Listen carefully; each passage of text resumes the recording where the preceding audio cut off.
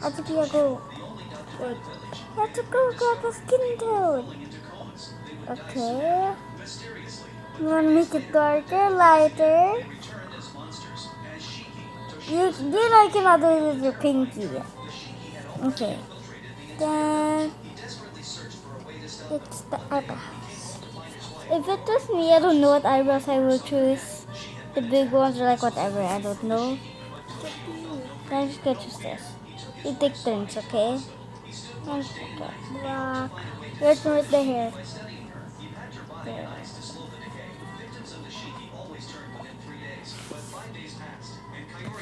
Color. Green or red? Okay, light or dark? Darker.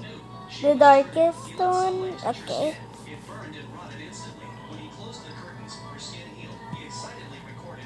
Next. Atopia, next. No, you got to choose a color. Use the best. Yeah. Dark or light? Lightest. Okay, it's orange. Okay. Okay, so now it's my turn for the ballot. Okay.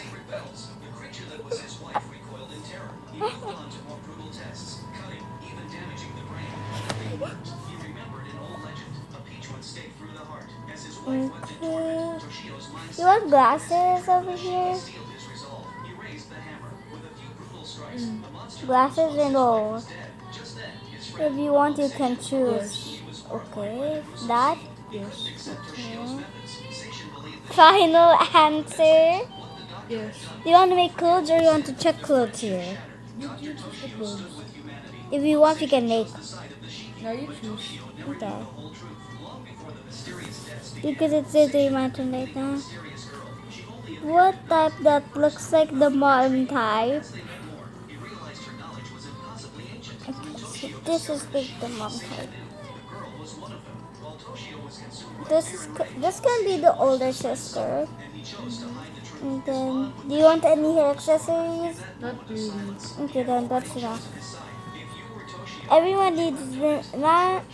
Okay, how about this one? It's gonna be my turn than your turn. I'm gonna choose the baby. And the skinky. Actually, this. Okay.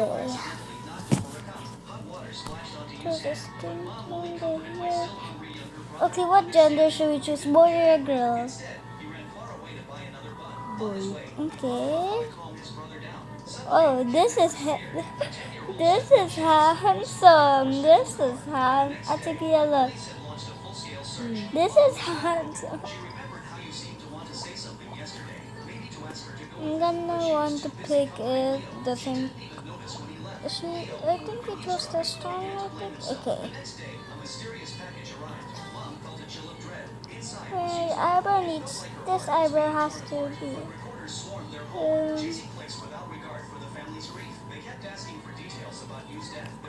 Maybe that.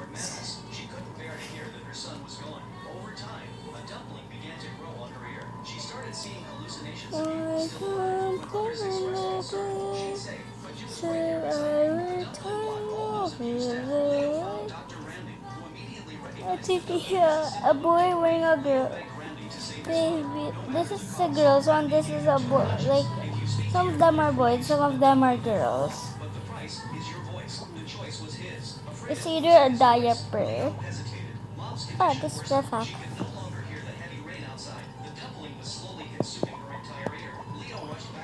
Perfect.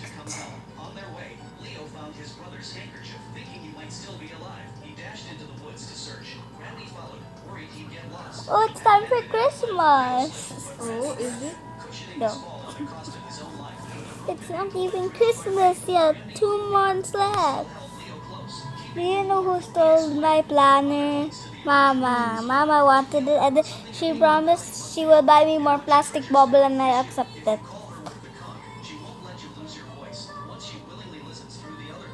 Oh, does a boy want this? Atopia, does he want this? Maybe not.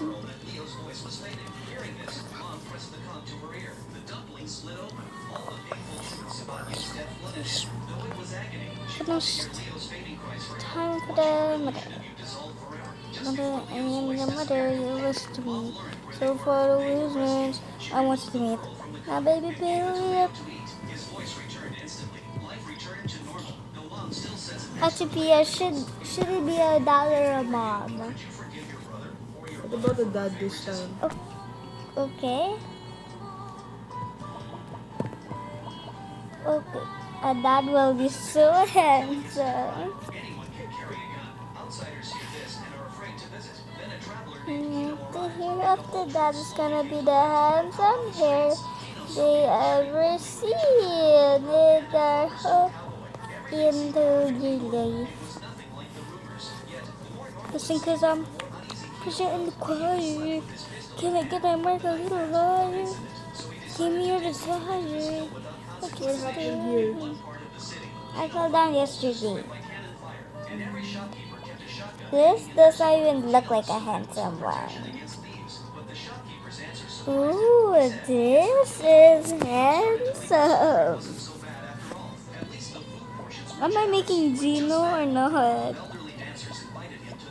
Okay, that's what it is.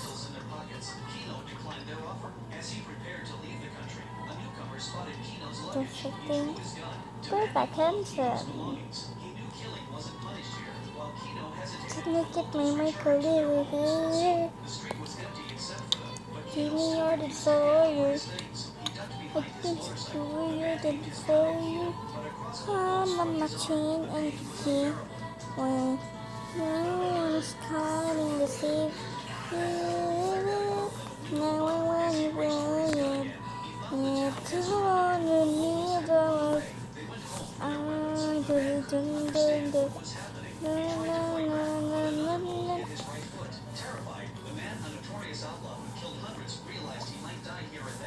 This can be the brother, but I'm not making let's just see the face. Oh, he looks handsome. That's perfect. This is some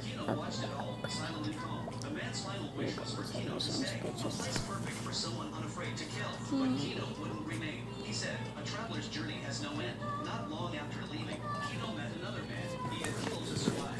And I'm also gonna make a house. The country ahead was suitable. Kino told him, it's perfect for you. The rules seem simple and brutal. Murder is legal. No. How do I take it? The atmosphere is gentler than in any ordinary nation. When an outlaw tried to use the killing is not a legal law to threaten Kino, the whole town went home for their weapons. They didn't stand by and let it happen.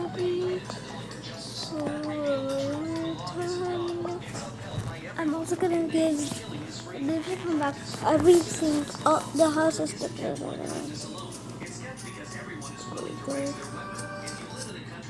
It's BLX. This is decorated, I think.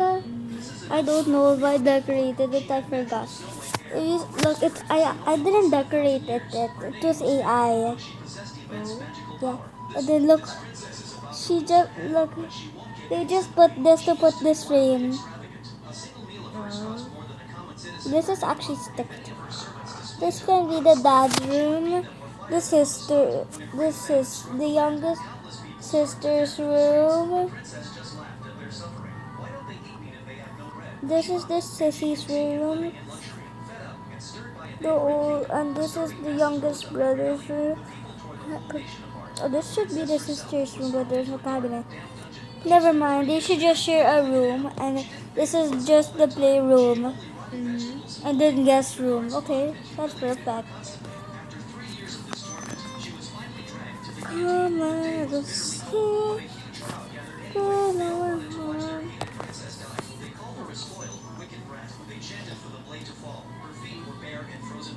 She walked slowly, hoping to delay the inevitable. She didn't resist when they placed her head on the block. The blade fell. Her blood splattered. Okay, so what about the things you want me to do?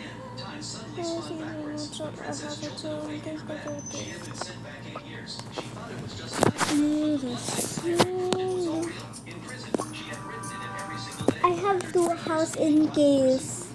One house was free. This and the other one.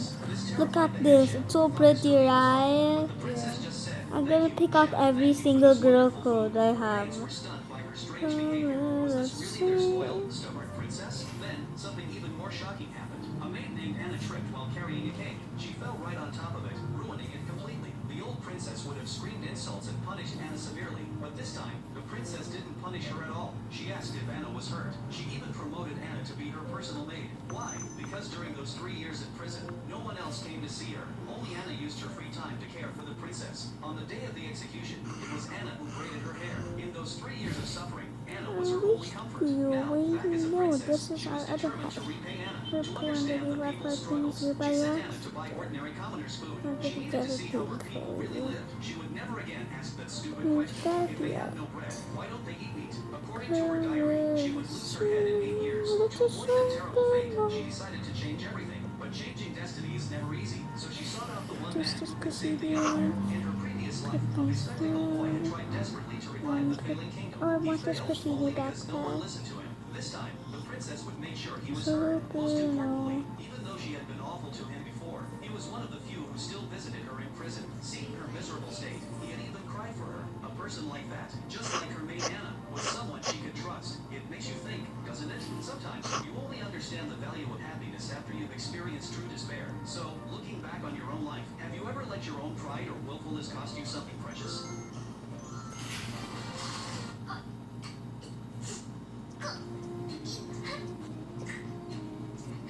This is a girl whose stomach hurts whenever she talks. Her story moved countless people to tears. If you've ever felt trapped by social anxiety, if you've ever hidden your true self away, then come with me into the world of a girl named Nowruz. As a child, Nowruz was bright and cheerful, but one day, outside of the castle, she witnessed her father having an affair. Innocent, she thought it was a fairy tale romance. Exciting.